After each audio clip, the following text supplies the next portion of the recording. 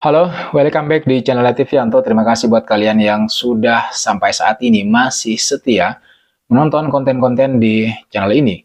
Semoga kalian senantiasa diberikan kesehatan, rezeki yang lancar, dan juga senantiasa diberikan kebahagiaan dan panjang umur, agar kalian bisa menjadi saksi atau bisa menyaksikan timnas Indonesia bermain atau berlaga di Piala Dunia.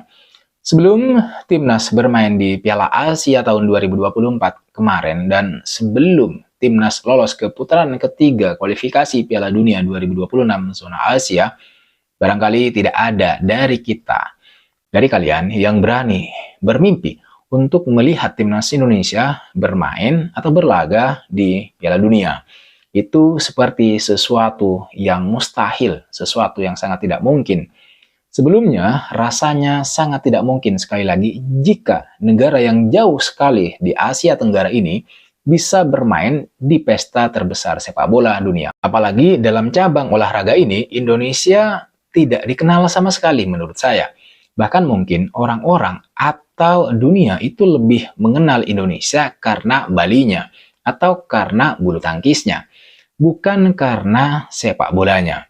Tapi sejak beberapa tahun belakangan ini gitu, terutama setelah timnas Indonesia berhasil bermain berlaga di Piala Asia dan kemudian juga berhasil mencapai babak 16 besar saat itu untuk level timnas senior, lalu kemudian untuk level U23 timnas kita berhasil mencapai babak semifinal. Kemudian juga ketika timnas lolos ke putaran yang ketiga kualifikasi dan bisa bersaing dengan negara-negara seperti Arab Saudi, kemudian Australia, dan Bahrain, serta Cina di grup C. Lalu kemudian tiba-tiba kita melihat Piala Dunia itu sudah semakin dekat dengan kita. Apalagi sekarang saat timnas kita bertengger di peringkat ketiga klasemen sementara grup C, di mana hanya terpaut 1 poin dari penghuni peringkat kedua yaitu Australia yang mengoleksi 7 poin. Tiba-tiba kita merasa kalau timnas Indonesia itu sudah, sekali lagi, sudah semakin dekat dengan Piala Dunia. Yang artinya akhirnya kita berani memiliki mimpi, impian, cita-cita untuk melihat timnas Indonesia bermain sekali lagi di Piala Dunia. Nah, untuk mencapai mimpi itu, PSSI sudah melakukan banyak hal, mulai dari menjalankan program naturalisasi hingga yang terbaru, menunjuk pelatih baru timnas kita. Ini pelatih dari Belanda, yaitu Patrick Kluivert, dengan 2 asisten pelatihnya yang siap all out, yaitu Alex Pastoor dan Danny Lanzak. Ada keyakinan bahwa timnas Indonesia bakalan bisa menembus ketatnya persaingan di grup C. Apakah itu nanti lolos langsung atau masih harus melalui putaran yang keempat atau babak playoff gitu ya. Kalau tidak bisa lolos langsung ya bisa nanti melalui putaran keempat. Yang jelas kita semua berharap dan pengen sekali timnas kita bisa lolos ke Piala Dunia. Nah, pertanyaannya adalah bagaimana seandainya nanti timnas kita benar-benar bisa lolos ke Piala Dunia, apalagi jika lolos langsung dari putaran ketiga. Nah, asisten pelatih timnas Indonesia, Alex Pastoor, itu membayangkan masa depan cerah bagi skuad merah putih jika nanti mampu mengamankan tiket ke Piala Dunia 2026 yang akan berlangsung di Kanada, kemudian Meksiko, dan Amerika Serikat. Masa depannya sangat cerah. Peluang ini menjadi tantangan besar bagi timnas kita yang kini berada di peringkat ketiga grup C, putaran ketiga kualifikasi Piala Dunia 2026 zona Asia. Timnas kita saat ini mengoleksi 6 poin dari 6 pertandingan yang sudah dijalani.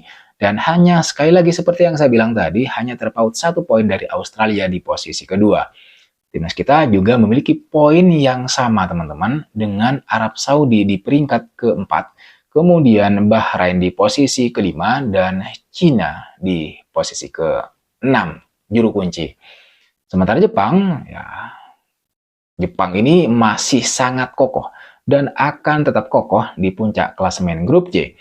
Nggak ada tim lain yang menurut saya nanti bisa mengejar, menyamai, atau bahkan mengungguli Jepang. Yang hanya kita di grup C ini, di putaran ketiga ini tersisa 4 pertandingan lagi, tidak mungkin bisa menyaingi Jepang. Sangat bisa ditebak bahwa dari grup C, Jepang lah yang bakal lolos. Itu pasti gitu ya, lolos otomatis ke putaran final Piala Dunia nanti di tahun 2026. Bukan hanya Jepang sebagai peringkat pertama yang nanti bakal lolos langsung, lolos otomatis. Peringkat kedua juga sama. Dua tim teratas dari masing-masing grup di putaran yang ketiga itu akan lolos otomatis ke putaran final. Sedangkan peringkat ketiga dan peringkat keempat itu harus melanjutkan perjuangan ke putaran tambahan, putaran keempat. Nah, jadwal tersisa untuk Indonesia itu cukup menantang sebenarnya, yaitu menghadapi Australia di Sydney Football Stadium pada tanggal 20 Maret tahun ini. Menjamu Bahrain 5 hari kemudian di Gelora Bung Karno, kemudian bertandang ke Cina pada tanggal 5 Juni, dan laga berat melawan timnas Jepang pada tanggal 10 Juni. 4 pertandingan sisa ini adalah tantangan yang sesungguhnya yang harus dihadapi oleh timnas kita, gitu, timnas Indonesia. Asisten pelatih timnas, Alex Pastur, juga mengatakan hal yang sama soal ini. Dalam wawancara dengan kanal YouTube Zigo Sport, Alex Pastur menjelaskan gitu ya, bahwa 4 pertandingan tersisa di putaran ketiga kualifikasi ini adalah tantangan yang sesungguhnya dari timnas kita. Maksudnya, menurut Alex Pastur, itu sudah seperti kue dengan krim dan cherry di atasnya. Dan ini sesuatu yang ekstra menurut dia. Jika kamu lolos ke Piala Dunia dalam 4 pertandingan ini, maka suasananya akan benar-benar pecah. Begitu kata Alex Pastur menjelaskan soal kondisi timnas. Memang faktanya di bawah instruksi atau komando pelatih baru yaitu Patrick Kluivert, timnas Indonesia diharapkan mampu membawa angin segar gitu ya dalam strategi permainan, dan itu sudah menjadi pembicaraan sejak pelatih baru tersebut ditunjuk oleh PSSI. Patrick Kluivert yang dikenal memiliki pendekatan modern dalam melatih memang dipercaya gitu ya dapat memaksimalkan potensi para pemain Indonesia yang notabene atau rata-rata hari ini gitu sebagian besar dari mereka itu bermain di luar negeri. Ada juga yang di Eropa seperti Jay Itzes di Serie A Italia. Kemudian ada juga Ole Romeni, Kevin Dix, dan beberapa pemain yang lain. Dan itu sangat pas dengan pendekatan Patrick Kluivert yang menggunakan pendekatan modern dalam melatih timnas atau melatih klub.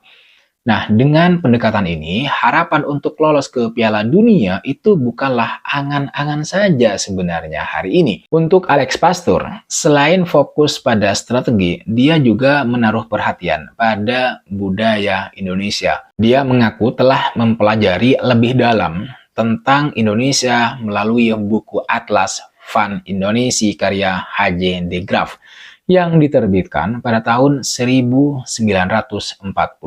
Dia niat banget untuk melatih timnas Indonesia. Buku tersebut membahas sejarah dan geografi Indonesia sehingga bisa memberikan perspektif baru bagi Alex Pastur tentang keberagaman dan potensi bangsa kita. Hal yang paling dinanti dan dibanggakan dari timnas kita adalah dukungan supporter yang luar biasa. Dan ini memang menjadi salah satu kekuatan dan kekuatan utama dari timnas kita. Nah, dengan 4 pertandingan tersisa di putaran ketiga ini, timnas Indonesia memiliki peluang yang besar teman-teman untuk mencetak sejarah.